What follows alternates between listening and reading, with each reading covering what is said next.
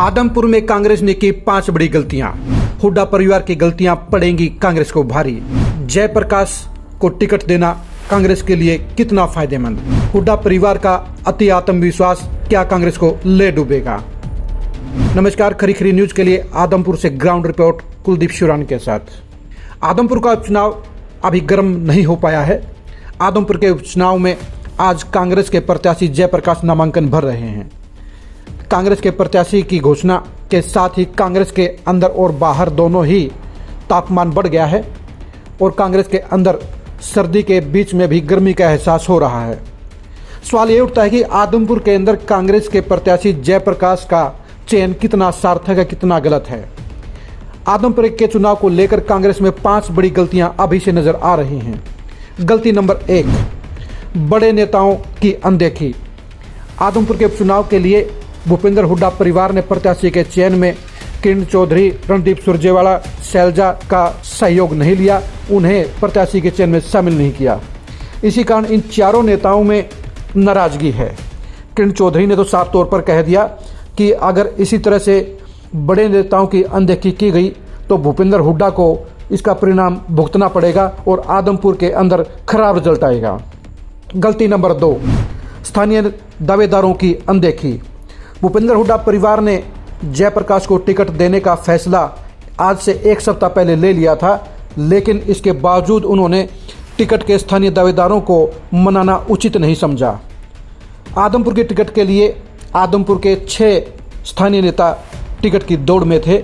इन 6 नेताओं को मनाने की जिम्मेदारी दीपेंद्र हुड्डा की थी, लेकिन दीपेंद्र हुड्डा इन चारों नेताओं को तो सेट कर पाए, लेकिन 2 नेताओं को उन्होंने मनाने में देरी कर दी। कांग्रेस की टिकट के प्रबल दावेदार क्रूडाराम नंबरदार ने खफा होकर कांग्रेस से बगावत की और इनेलो की टिकट ले ली। जयप्रकाश के साथ इन स्थानीय दावेदारों की पटरी नहीं बैठती है, जिसके चलते कांग्रेस को बड़ा खमियाजा भुगतना पड़ेगा।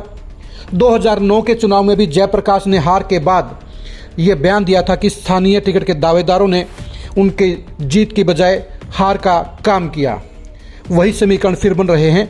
ऐसे में जयप्रकाश के लिए रास्ता कठिन हो सकता है। गलती नंबर 4, आदमपुर के उपचुनाव को लेकर जयप्रकाश की टिकट की दावेदारी से पहले गोयल पेट्रोल पंप के मालिक से संपर्क नहीं किया गया। 2009 के चुनाव में जयप्रकाश ने आदमपुर के गोयल पेट्रोल पंप के 4.5 लाख रुपए की देनदारी आज तक नहीं चुकाई है।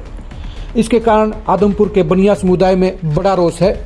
आदमपुर में लगभग 8,000 के करीब बनिया वोटर हैं और ये सारे वोटर जयप्रकाश के खिलाफ नजर आ रहे हैं। खास बात यह है कि आज नामांकन के दिन भी अभी तक कांग्रेस के किसी नेता को यह ख्याल नहीं आया है कि गोयल पेट्रोल पंप की देनदारी को चुकता करके इस नकारात्मक पब्लिसिटी को दूर किया जाए। गलती नंबर 5, कैडर की कमी। आदमपुर उपचुनाव के अंदर कांग्रेस के पास कैडर की कमी साफ तौर पर नजर आ रही है। दीपेंद्र हुड्डा 1 महीने से आदमपुर में काम कर रहे हैं, लेकिन अभी तक वे आदमपुर के अंदर पार्टी का वो संगठन नहीं खड़ा कर पाए जो भव्य बिश्नोई को टक्कर दे सके। यह हकीकत है कि पिछले 54 साल के दौरान कांग्रेस का संगठन आदमपुर में भजनलाल परिवार के इर्द गिर्द ही रहा है, या बीच में 6-7 साल सतेंद्र सिंह ने संगठन को देखा। इनके बगैर कांग्रेस के संगठन की जिम्मेदारी तय नहीं की गई। 8 साल से कांग्रेस का संगठन नहीं होने के कारण भी आदमपुर के अंदर कांग्रेस कमज़ोर पड़ी है। ऐसे में जयप्रकाश की नेगेटिविटी, आदमपुर में कांग्रेस का संगठन नहीं होना, आदमपुर के स्थानीय दावेदारों का जेपी के खिलाफ होना और कांग्रेस के बड़े नेताओं का जयप्रकाश के खिलाफ होना कांग्रेस के लिए अच्छे संकेत नहीं है।